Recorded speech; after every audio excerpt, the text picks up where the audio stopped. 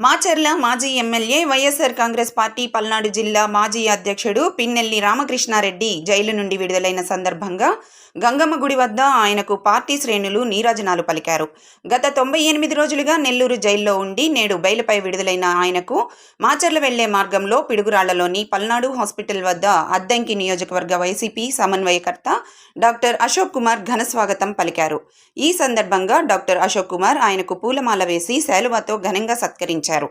పిన్నెల్లిని గంగమ్మ గుడిలోకి తీసుకువెళ్లి ప్రత్యేక పూజలు చేయించారు. ఈ కార్యక్రమంలో వైసీపీ రాష్ట్ర అధికార ప్రతినిధి ఆర్మూర్ వెంకటరెడ్డి, పార్టీ ముఖ్య నాయకులు, కార్యకర్తలు పాల్గొని పిన్నెల్లికి తమ సంఘీభావాన్ని తెలిపారు.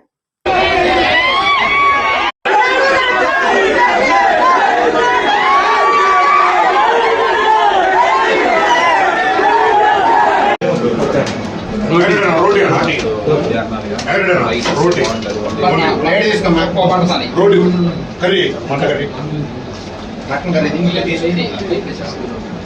ఏమన్నా స్వామి